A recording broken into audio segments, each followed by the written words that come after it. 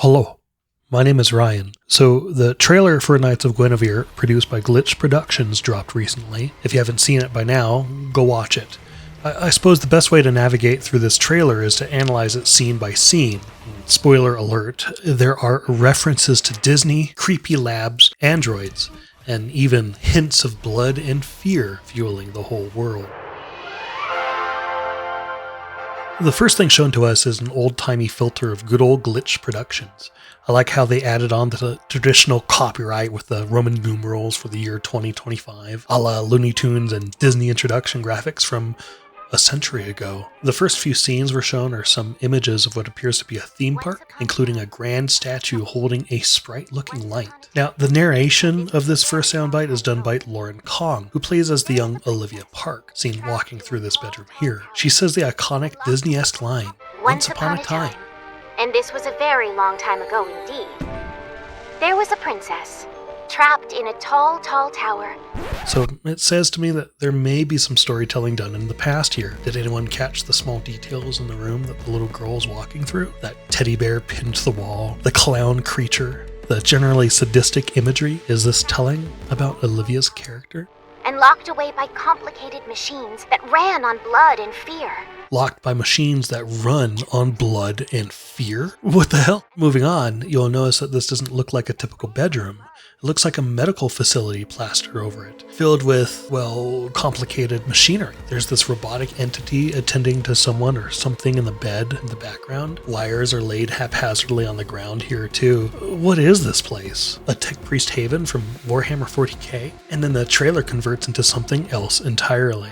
Will she ever find her knights? This angry woman appears and the music. The music. The whole time I'm watching this trailer, by the way, I'm head bopping like that white cat gif all over the place. Here, we introduce the Glitch director and writers for the show, director Dana Terrace, John Bailey Owen, and Zach Marcus. Dana's claim to fame was her contribution to animation with Disney's TV show, The Owl House. I think Dana's storytelling here flirts with the grim, dark, and fantastical. She departed Disney in 2023 and began working on this project, Knights of Guinevere, very soon after. She said on Reddit that Disney executives didn't think her past show actually fit Disney's brand of entertainment, and so when she left, her co-workers joined her at Glitch Productions, John Bailey Owen and Zach Marcus. And looking at the content so far, it's not for the happily ever after hearted like Disney's formula is.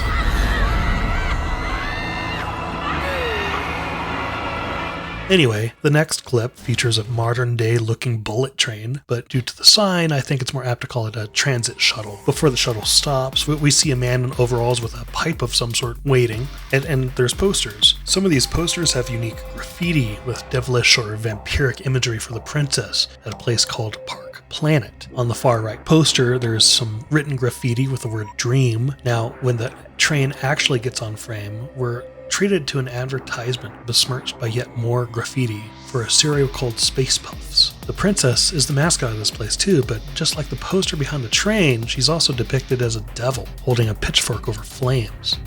Okay, so that's two references. Princess Guinevere, did you do something to draw the ire of the people? Well, I think so, but we'll get to that in a bit. This fantastic shot of a tugboat, or perhaps a steamboat driving towards several labs over murky water, is so tantalizingly interesting to me. The very first thing I want to note here is the boat itself. Look closely at it.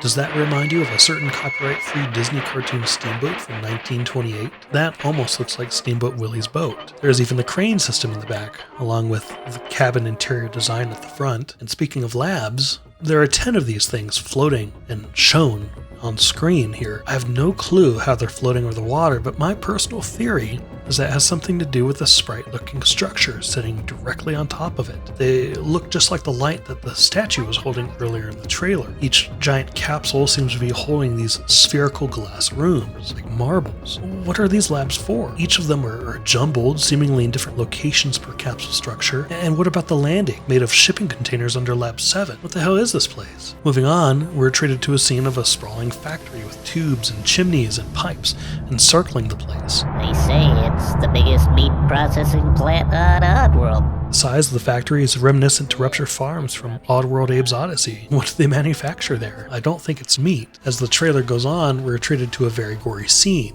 What appears to be the young princess from before, Olivia Park, tugging at the intestines of who I assume is her servant android, Guinevere.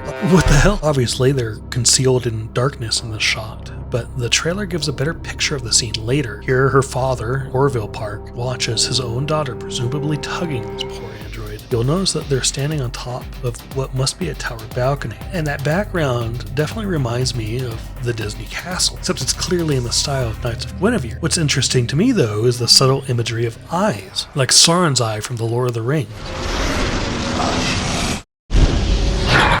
In the next scene, we're clearly shown what the real world looks like in the show. A homeless man is being accosted by what looks to me like futuristic security guards. At first, I thought they were robots or androids like the one-wheeled Securitrons from Fallout New Vegas, based on their squirrel policeman projections at least. Or maybe they're like the spooky space kook from Scooby-Doo.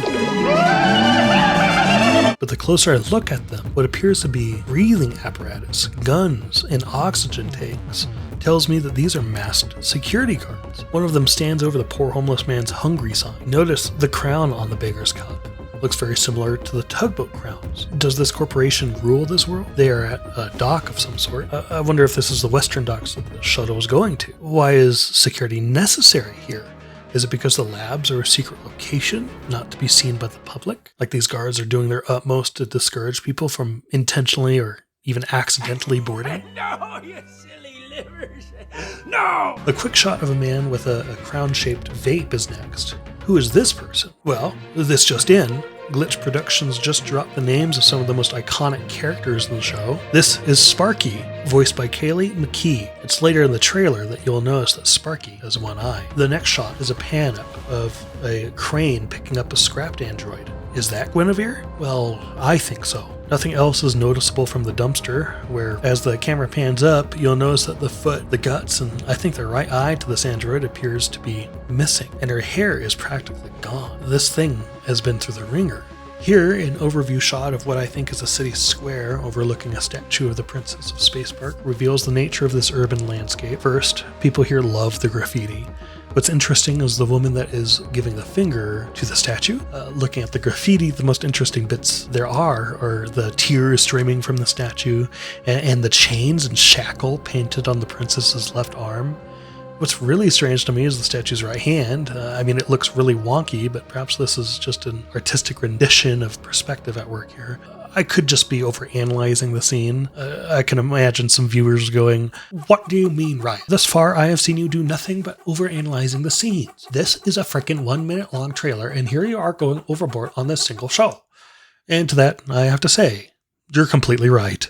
Anyway, the only other thing to mention in this scene is that it appears that many people are wearing overalls, like they're employees of this place. The next shot is of a young Olivia Park kneeling over who I think is Guinevere. The android looks offline or unresponsive. What's Olivia doing with her? There are further images of her bedroom from the bed's point of view now. What's really unique to me is the mural-like wallpaper, featuring a very Bambi-esque piece of art, complete with birds and forestry. Then Orville Park opens the door. Throughout the door opening scene, some quick shots of these Five Nights at Freddy's looking dolls are displayed. The background represents the same lab that I talked about earlier. The bunny doll in particular scares me. And then...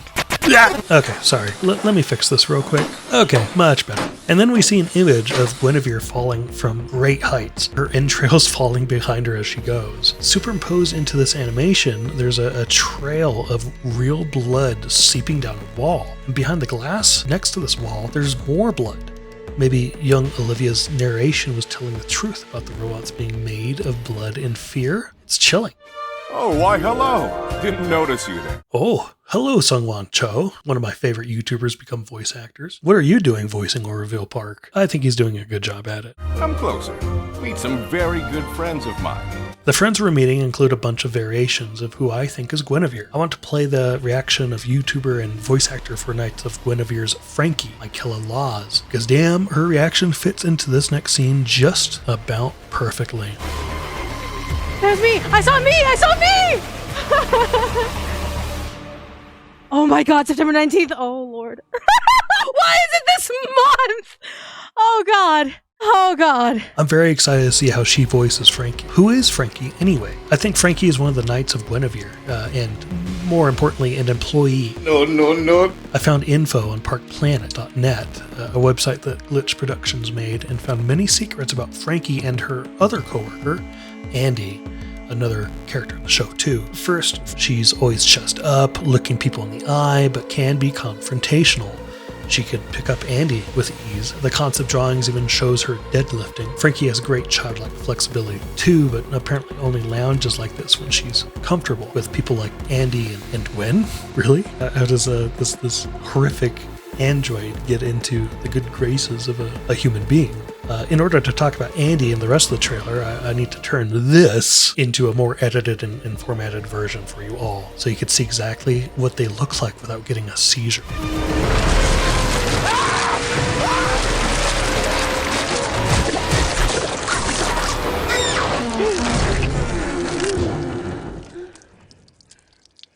You okay?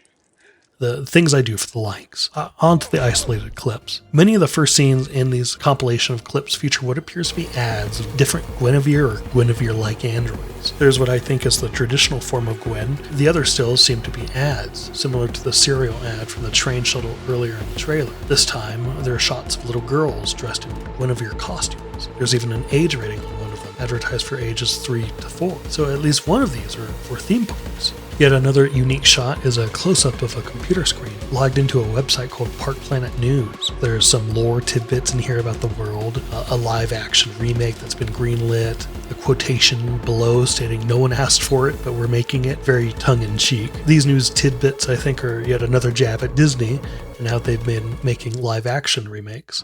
I can help you. You can't live in that world unless you become a human yourself. Is that even possible? It's what I live for.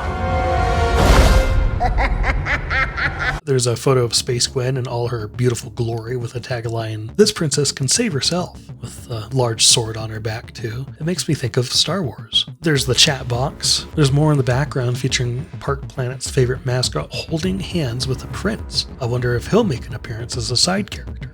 Probably. One of my favorite shots from the trailer, and such excellent editing and direction, is what I think is supposed to be Space Gwen on a parade ride, complete with animals and fantastical creatures parading with her. While I want to talk about the darker scenes a bit later, I have to mention it here. In this particular clip, we go from a Disney-like park in the background, and it transitions into this horrific scene of what appears to be Olivia Park working on a computer, with who I think is the real Guinevere being operated upon. The juxtaposition and the editing and the collaboration between animation, direction, and editor is prevalent, and I love it. It looks like this is after Gwen's fall from the tower. Perhaps that means there's a subplot. And what are Olivia's plans for Guinevere? The next scene features what looks like to me to be an older Olivia Park, like a young adult or teenager waving at the camera with Space Gwen. We have the full title of the movie, I think, Space Princess Guinevere and the Wishing Star. Her iconic animals are with her, those horrific things. I like the clothing that Olivia wears here. Very chic, like the type of clothing a worn-out celebrity would wear to try to remain both incognito and stylish. Again, we have another rendition of Gwen, probably an ad mirroring Mr. Park's introduction earlier as she turns around, presumably to address the viewer. But before that happens, our eyes go from tracking Gwen's eyes and instead ends up tracking a disfigured middle finger from the scrapped android where she wriggles it around as some sort of shutter closes in the foreground. I got literal chills. A separate clip shows the full figure of a disfigured Gwen as she's staring at someone. Frankie was clearly the one to find this android in the dumpster. The reflection in the eye of the android, surrounded by trash, proves this to me at least. I love the clip with Frankie just carrying Andi away too. Andi, played by Zelda Con Black, always using her laptop to the point of having carpal tunnel syndrome apparently. In the animation, I have to mention, what's this little girl with the gas mask in the background? She's just standing there, menacingly. Here, we get a good look at the technology involved in these androids, like Guinevere. Sophisticated eyes made of irises and cameras, detailed parts that help with the movement of facial expressions, and various nodes attached to the middle skull that make up her frame. Blue blood is splattered on this operating table, and there's the various wires attached to her head. What are those for, I wonder? Is it so she could feel sensations like touch, pressure, and maybe pain? Guinevere's internal machinery is surely complicated, and that doesn't surprise me. There's this close-up shot of Sparky looking very serious. I don't know why. It gets darker with these next clips too. I mean, here I think is a shot just before Guinevere is thrown off the tower balcony. It's a solemn shot of Olivia Park with what I think is a non-harmed Guinevere serving behind her. The background is the same as the falling scene, at least. Here's the most gory point of view I've personally seen in animation. I'm thankful the intestines are blue, but I suppose here we're put into Guinevere's shoes as she's being pulled towards the balcony by her guts. I mean, here I think it's Guinevere holding her stomach. She's talking and glitching out by the balcony, probably pleading her case or not understanding her predicament yet. It's just one frame, but even starts to look like she's shutting down in the scene. She looks up and we see young Olivia Park standing next to her father, pointing attention to something in the background or perhaps making some sort of point. Orville Park himself looks angry, but not at his daughter. So what did Guinevere do? In this clip, there is an interesting scene into what I think teases exactly what Frankie and Andi do for a living here at Park Planet. This pink dinosaur-looking creature is beheaded, and it just melts down. There's some sort of analysis monitor in the foreground before it happens, and I see you there, Frankie. While this is unrelated, Glitch Productions has made plenty of references to Five Nights at Freddy's in the past, and I think this is yet another FNAF official nod. Hey, Pomni, I put hot sauce in his coffee and kidnapped his whole family. You've got to see this.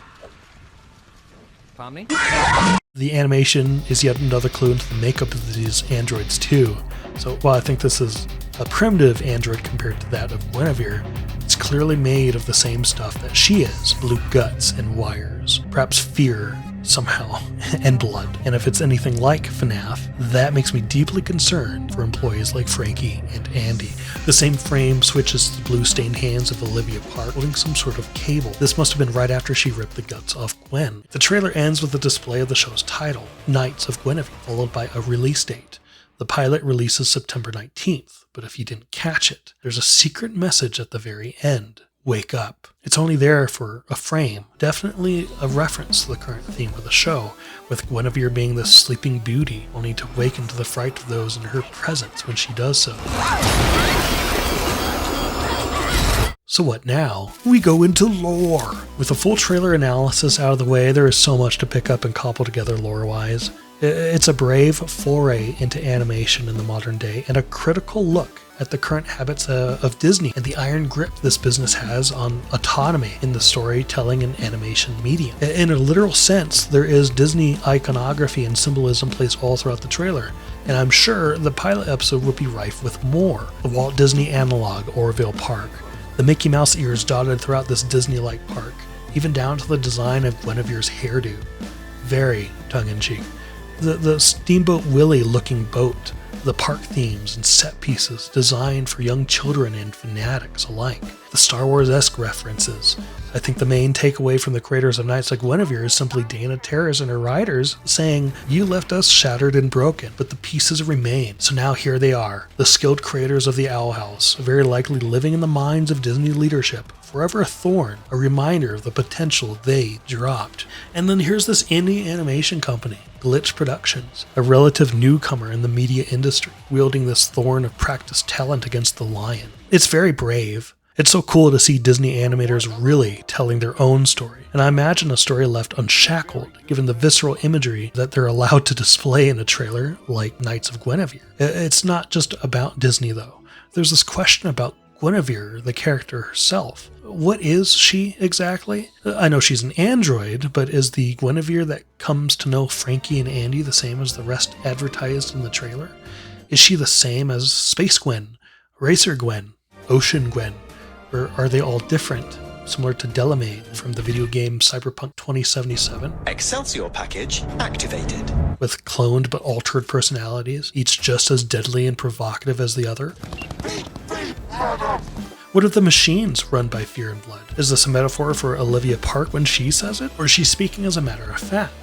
Well, I think it's the latter. The red blood trickling down a wall with vats of blood behind glass speaks to one part of the equation, but what about the fear factor? Looking back at the Glitch website, there is a section that literally warns parkgoers of certain safety and rules, in particular in case of emergency that Gwen is to be obeyed. The park is dangerous for visitors. stories? Is it proof that this Park Planet location somehow farms fear from its visitors? I think it could mean that Guinevere is both a protagonist and antagonist, at least, depending on which side she's on. It's still a question as to whether Park Planet is a part of the actual world it inhabits, or if it's only a floating park in the sky. While the answer seems obvious that it's just a park in the sky, there is evidence that goes deeper than that, literally like deep in the sea. It's all on the secret employee page on parkplanet.net. Behind some concept art of Frankie and Andi, there is this background image of an underwater section of what looks like to be an oil rig structure sitting above the water, with an elevator going further underground. You know the labs shown in the trailer, right? Well, this image under the water teases at something absolutely horrific happening not just above the water, but below too. The security guards and diving gear as well. I mean, what is Park Planet? How far does it reach?